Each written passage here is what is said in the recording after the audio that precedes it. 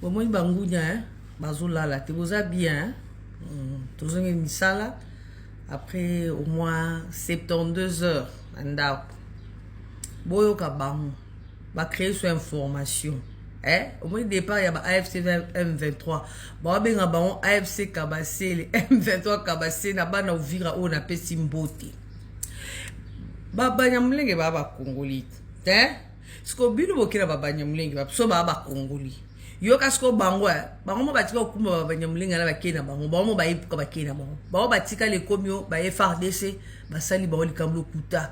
Ba FARDC batika lo boma mutute. Ba wazashu batika lo boma ata munyamulenge moko te.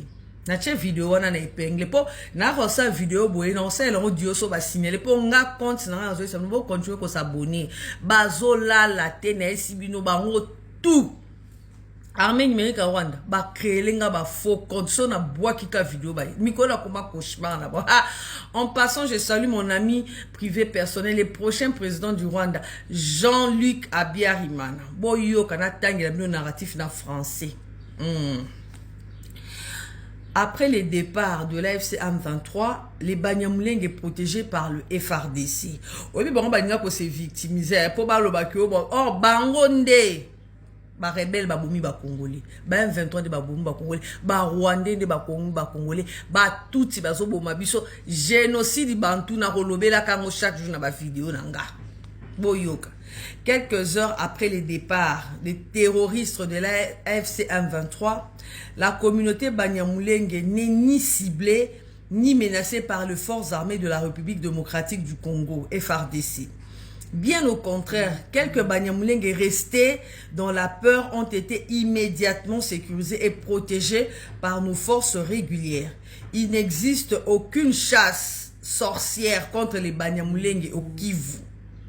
Les FARDC ne tuent pas, elles protègent. Les mensonges grossiers faisant état de 2 femmes Banyamulenge prétendues tuées par les FARDC et formellement démenties par les faits. Les témoignages et les images disponibles. Cette fausse accusation relève d'une manipulation classique destinée à salir l'armée nationale et à tromper l'opinion internationale. Notons que, à la veille du même départ de l'AFC M23, la communauté Banyamulenge, à travers la structure Banyamulenge Ubumwe, a publiquement dénoncé un plan dangereux de déportation forcée de ses membres vers le Rwanda, orchestré par la AFC M23. Ces plans visaient à utiliser des civils innocents comme instruments de propagande, voire des boucliers humains afin de faire porter au FARDC des crimes qu'elles ne commettent pas. Dans son communiqué, la BMU, en abréviation, condamne les déportations forcées, alerte le médiateur de l'accord de paix RDC-Rwanda, dénonce les massacres, le meurtre et maltraitance perpétrés sous l'AFC M23. La communauté Banyamulenge appelle les autorités congolaises, les organisations internationales et les défenseurs du droit de l'homme à empêcher toute déportation forcée, à garantir le droit fondamental de vivre en sécurité dans la dignité indépendamment de l'origine ethnique.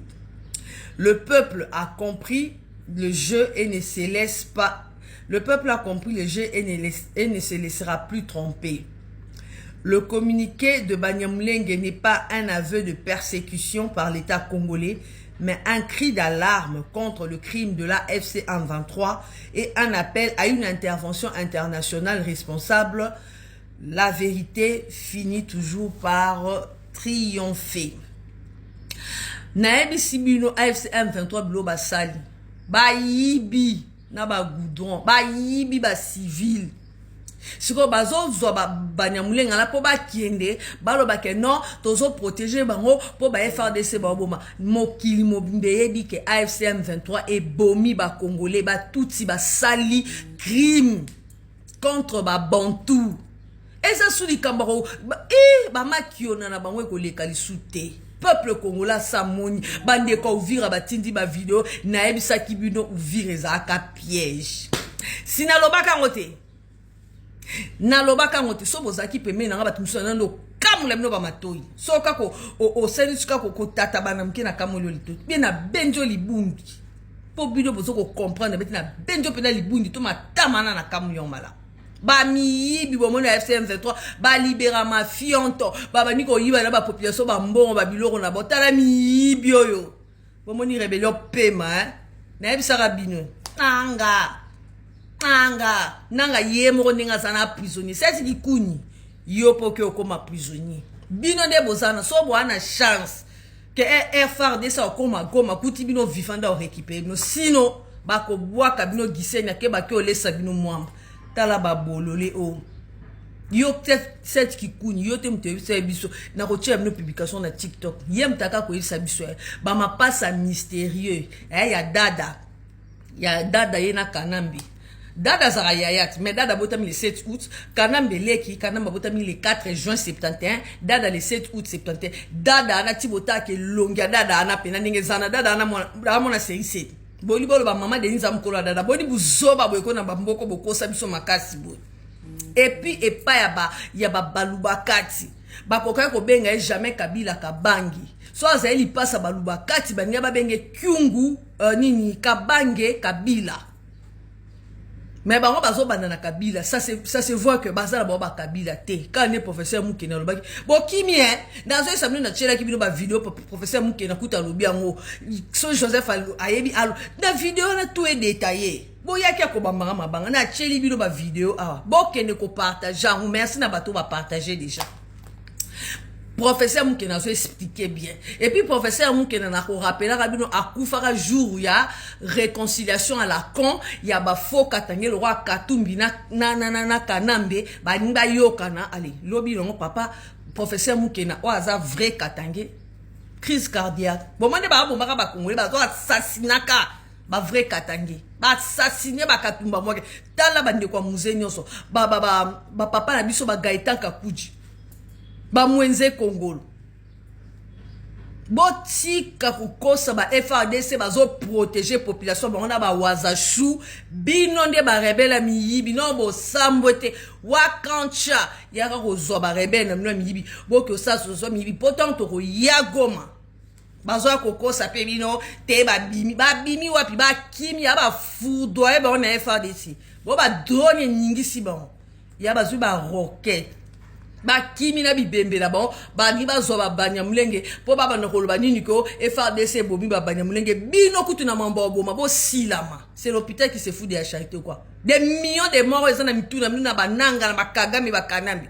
bino milimo ba congolais na esa ki bino kana to ko fêter 65 ans eliwa Patrice Lumumba après makambo boromona mona te bokanisa ngana yaka na ko ba simon ba vani na plateau nzamba ko boma baluba tala NC la tu vois ba bimisi ba bizengi na bango na ba poto